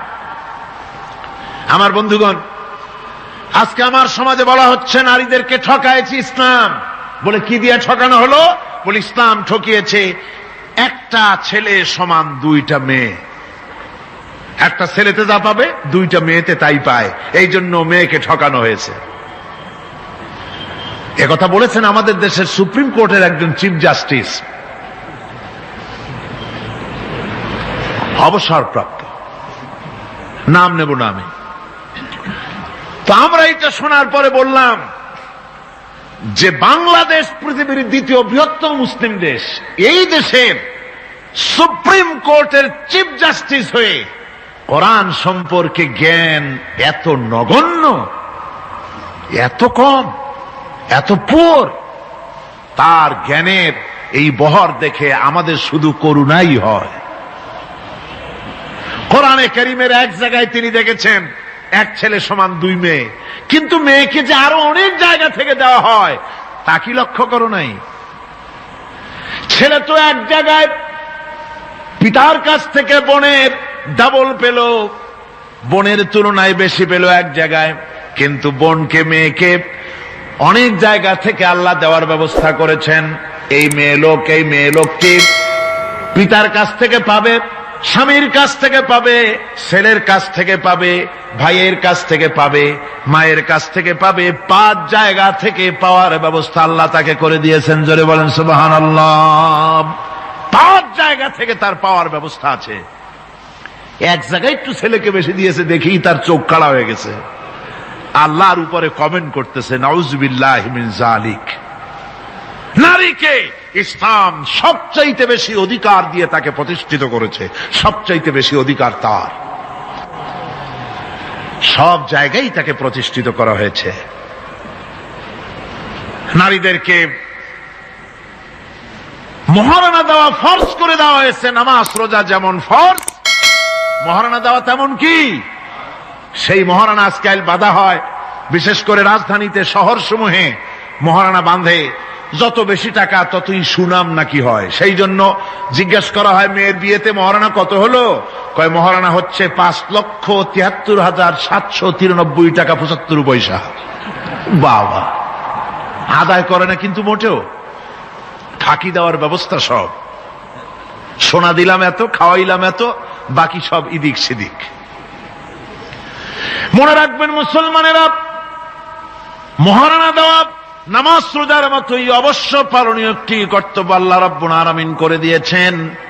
কোন স্বামী যদি মহারণা ধার্য করার পর যদি আদায় না করেন, স্ত্রী যদি স্বেচ্ছায় মহারণার টাকা মাফ না করে দেয়, তাহলে কিয়ামতের দিন ওই স্বামীকে আল্লাহর দরবারে জেনাকারের কাতারে দাঁড়াতে হবে। ربنا ظلمنا أنفسنا وإن لم تغفر لنا وترحمنا لنكونن من الخاسرين সবাই পড়েন ربنا ظلمنا أنفسنا وإن لم تغفر لنا وترحمنا لنكونن من الخاسرين ربنا ظلمنا أنفسنا وإن لم تغفر لنا وترحمنا لنكونن من الخاسرين রব্বুল আলামিন প্রচন্ড ঠান্ডাকে উপেক্ষা করে হাজার হাজার নারী পুরুষ স্টেপনি গ্রিন স্কুলে আল্লাহ তোমার কোরআন শোনার জন্য, তোমার নবীর হাদিস শোনার জন্য দীর্ঘক্ষণ বসে আছেন। এতক্ষণ আমরা যে আলোচনা করলাম, দরুদ ও সালাম পড়লাম, মেহেরবানি করে সওয়াবটুকু রাসূল করিম সাল্লাল্লাহু আলাইহি ওয়াসাল্লামের রূহ মোবারকে পৌঁছায় দাও। তামাম পৃথিবীর মাটির নিচে যত মুমিন মুমিনাত শুয়ে আছেন আল্লাহ তাদের আরওয়ার পরে সওয়াব পৌঁছায় দাও রব্বুল আলামিন। আমরা সবাই মিলে আজকে দোয়া করি, আমাদের মধ্য থেকে আমাদের আব্বা জান আর আমাদের মা যাদের মারা গেছে কবরগুলিকে জান্নাতের টুকরায় পরিণত করে দাও। রব্বির হামহুমা কামা রব্বায়ানি সগীরা। সবাই পড়েন রব্বির হামহুমা কামা রব্বায়ানি সগীরা। হে আল্লাহ তাআলা, আত্মীয় স্বজন যদি বিদেশে থাকে টেলিফোনে খোঁজ খবর পাওয়া যায়, চিঠি দিয়েও 6 মাস 1 বছরে খোঁজ খবর নেওয়া যায়, কিন্তু আমাদের মা বাপ যাদের দুনিয়া থেকে বছরের পর বছর হলো বিদায় হয়ে গেছে, টেলিফোন বা চিঠিপত্রের কোনো সিস্টেম নাই, কোনো কায়দা নাই, কোন হালতে কবরে আছে জানি না। আল্লাহ তুমি দয়া করে আমাদের বাপ জান যাদের মারা গেছে আল্লাহ কবরটারে বেহেশত বানাইয়া দাও রব্বুল আলামিন। জনম দুঃখিনী মা, আমাদের মা যাদের মারা গেছে 10টা মাস পেটের মধ্যে থেকে মাকে হাঁটু দিয়ে, পাও দিয়ে, মাথা দিয়ে, গুতা দিয়ে কষ্ট দিয়েছি। আবার মা ডেলিভারিতে নিদারুণ কষ্ট করেছেন, যা মা ছাড়া কেউ বুঝবে না। এরপরে 2.5 বছর পর্যন্ত মায়ের বুকের দুধ চুষে চুষে খেয়ে মাকে বিরক্ত করেছে, পেশাব পায়খানা করে মাকে কষ্ট দিয়েছি। আল্লাহ তাআলা, আমাদের মা বাপ অনেকেরই গরিব ছিল, খাট নাই, বিছানা নাই, তোষক ছিল না, কোন রকম করে আল্লাহ তাআলা বিছানায় শোয়া থাকতো, পেশাব করে, ছেলে মেয়ে পেশাব করে বিছানা ভিজায় দিয়েছে। মা নিজে আঁচলটা ভিজা আঁচলের উপরে শুয়ে ছেলেকে মেয়েকে বুকের উপরে করে সারাটা রাত কাটায় দিয়েছে। এই মা যার দুনিয়া থেকে বিদায় হয়ে গিয়েছে, আল্লাহ দয়া করে কবরটাকে জান্নাতের টুকরা বানাইয়া দাও। আয় আল্লাহ তাআলা, আমাদের মা বাপ যাদের মারা গেছে তাদের উপর তোমার রহমত নাজিল করো। আমাদের দাদা দাদি, নানা নানি, আত্মীয় স্বজন, পাড়া প্রতিবেশী যারা মারা গেছে তাদের উপরে রহম করো। রব্বুল আলামিন, আয় আল্লাহ তাআলা, আমরা যারা হাত তুলেছি, তোমার বান্দা বান্দিরা হাত তুলেছে, তুমি আরশে আজিম থেকে একটু তাকায় দেখো। আমরা কোন রাজা বাদশার কাছে হাত তুলি নাই, আমরা কোন প্রধানমন্ত্রী প্রেসিডেন্টের কাছে হাত তুলি নাই, কোন পীর বুজুর্গের কাছে হাত তুলি নাই। আমরা হাত তুলেছি শাহনশাহ রব্বুল আলামিনের দরবারে। রব্বুল আলামিন, আমরা যতগুলি লোক হাত তুলেছি এর মধ্যে জিনাকার থাকতে পারে, মদখোর থাকতে পারে, বেনামাজি থাকতে পারে, সুদখোর থাকতে পারে। আল্লাহ, কত রকমের গুনাহ করে আমরা হাত তুলেছি। আল্লাহ, তুমি যদি দয়া করে আজকে আমাদের এই লোকগুলি কি তোমার বান্দা বান্দি গুলারে যদি মাফ করে দাও, আকাশের জমিনে এমন কেউ নাই যার কাছে তোমার জন্য কৈফিয়ত দেওয়া লাগে। রব্বুল আলামিন, দয়া করে আমাদের জিন্দেগির গুনাহ মাফ করে দাও। আল্লাহ তাআলা, আমার মা বোনেরা কষ্ট করে এই ঠান্ডাকে উপেক্ষা করে যারা এসেছেন, আল্লাহ তুমি মা বোনদের হায়াত দারাজ করে দাও, মা বোনদেরকে পর্দায় থাকার তৌফিক দিয়ে দাও। আয় আল্লাহ, মা বোনদের এমন জীবন যাপন করার তৌফিক দাও যাতে করে কিয়ামতে হযরত আয়েশা, হযরত খাদিজা, হযরত ফাতেমার সঙ্গে হাসর নসিব হয়ে যায়। আল্লাহ, যে সমস্ত মা বোনদের বিয়ে হয়েছে, বাচ্চা হয় নাই, আল্লাহ তুমি তাদেরকে নিঃসন্তানীকে বাচ্চা দিয়ে দাও। যাদের মেয়ে বড় হয়েছে, বিয়ে দিতে পারে না, বিয়ের বন্দোবস্ত করে দাও। রব্বুল আলামিন, মা বোনদের যাদের রোগ আছে, ব্যাধি আছে, আল্লাহ দয়া করে সব অসুখ মাফ করে দাও। আল্লাহ, আমরা যারা হাত তুলেছি, ঋণগ্রস্তদের ঋণ পরিশোধের তৌফিক দান করে দাও। আল্লাহ তাআলা, অসুখ বিসুখ যাদের আছে মাফ করে দাও। যারা নাকি হালাল ব্যবসা করে, হালাল ব্যবসা বরকত দিয়ে দাও। হারাম ব্যবসা যারা করে, আল্লাহ মদের ব্যবসা যে হারাম ব্যবসা, তুমি মুসলমানদের মনের মধ্যে জাহান্নামের ভয় দিয়ে দাও। আল্লাহ, মদের ব্যবসার মতো জঘন্য ব্যবসা থেকে মুসলমানদের বাঁচাও। আল্লাহ, আল্লাহ রব্বুল আলামিন, জিনা থেকে বাঁচাও, সুদ থেকে বাঁচাও, ঘুষ থেকে বাঁচাও। এই পবিত্র রমজান মাস আসতেছে, কাদের তুমি মাফ করবে তুমি জানো। আল্লাহ, রমজানের বরকত থেকে আমরা যেন মাহরুম না হয়ে যাই। আল্লাহ, তোমার বান্দা বান্দি আমরা যারা হাত তুলেছি, এমন রোজা রাখার তৌফিক দাও যাতে তুমি খুশি হও বাবু। আমাদের কান্দার তৌফিক দাও, সেহরি ভালোভাবে সেহরি করা, তোমাকে খুশি করার জন্য ইফতার করা, তোমার খুশির জন্য রোজা রাখা, তেলাওয়াত করা, সেজদা দেওয়া, নামাজ পড়া, জিকির করা। আয় আল্লাহ তাআলা, এগুলি বেশি বেশি করে করার তৌফিক আমাদেরকে দান করে দাও।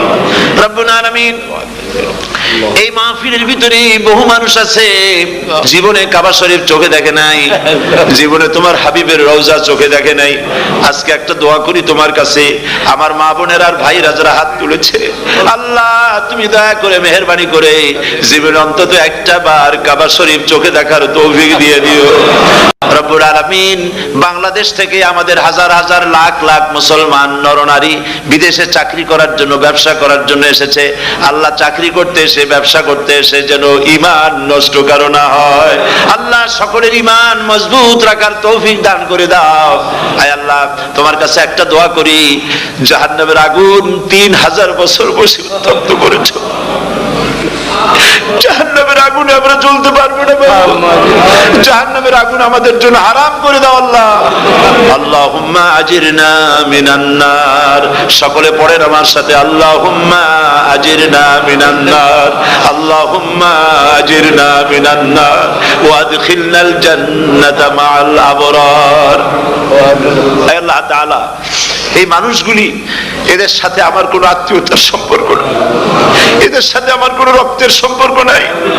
এই মানুষগুলি, মা বোনেরা, ভাইয়েরা, আমাকে তারা ভালোবাসেন দ্বীনের জন্য, আমি তাদেরকে ভালোবাসি দ্বীনের জন্য। আল্লাহ, এই ভালোবাসা যেন দুনিয়ায় শেষ না হয়, এই ভালোবাসা দিয়ে যেন কিয়ামতের দিন আমরা এক জান্নাতে থাকতে পারি, এই তৌফিক তুমি আমাদেরকে দান করে দিও। আল্লাহ তাআলা तमाम পৃথিবীর মুসলমানদের উপরে তোমার রহমত নাজিল করো, বাংলাদেশের উপরে রহমত নাজিল করো, চেচনিয়া বসনিয়ার উপর রহম করো। আল্লাহ, চেচনিয়ার মুসলমানদের দেখার কেউ নাই তুমি ছাড়া বাবু, তুমি রক্ষা করো। রাশিয়াকে দুর্বল করে দাও, চেচনিয়ার মুসলমানদেরকে আজাদ করে দাও, কাশ্মীরকে আজাদ করে দাও, দুনিয়ার সমস্ত স্বাধীনতাকামী মুসলমানদেরকে স্বাধীন বানায় দাও। আল্লাহ তাআলা নতুন শতাব্দীতে মুসলমানদেরকে আর মেরো না আল্লাহ। আমরা বুঝতে পেরেছি আমরা নাফরমান, সেই জন্য তুমি রাগ করেছো, সেই জন্য তুমি আমাদের মারতেছো, কাফের দিয়ে মারতেছো। আল্লাহ, আল্লাহ তুমি আমাদেরকে মাফ করে দাও, নতুন শতাব্দীতে ইসলামের বিজয় দিয়ে দাও। আল্লাহ, বিজয়ের আমরা তো আশাও করতে পারি না, যেহেতু আমরা গুনাহগার। সাহাবায়ে কেরামদের সেই কোয়ালিটি আমাদের মধ্যে নাই। আল্লাহ, তুমি দয়া করে তোমার হাবিবের সাদকায় নতুন শতাব্দী, ইসলামের শতাব্দী আল্লাহ তুমি দয়া করে বানাই দিও আল্লাহ রব্বুল আলামিন। আমি জানি না কে কোন দুঃখ নিয়ে এখানে এসেছে, আমি সকলকে কয়েক সেকেন্ড ছেড়ে দিলাম, মাথা নিচু করে চক্ষু বন্ধ করে আল্লাহর কাছে আপনাদের মনের কথাটা বলেন, আল্লাহ পাক দোয়া কবুল করবেন ইনশাআল্লাহ।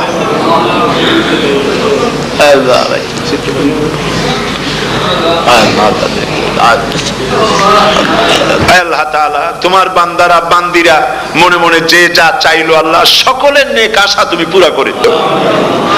ربنا تقبل منا إنك أنت السميع العليم وتب علينا إنك أنت التواب الرحيم ستر العرش مسبول علينا وعين الله ناظرة إلينا بحول الله لا يقدر علينا اللهم إنا نجعلك في نحورهم ونعوذ بك من شرورهم اللهم لا مانع لما أعطيت ولا معطي لما منعت ولا ينفع ذا الجد منك الجد اللهم زدنا ولا تنقصنا وأكرمنا ولا تهنا وآتنا ولا تحرمنا وآثرنا ولا تؤثر علينا وأرضنا وارض عنا سبحان ربك رب العزة عما يصفون وسلام على المرسلين والحمد لله رب العالمين واجعل آخر كلمة عند الموت لا إله إلا الله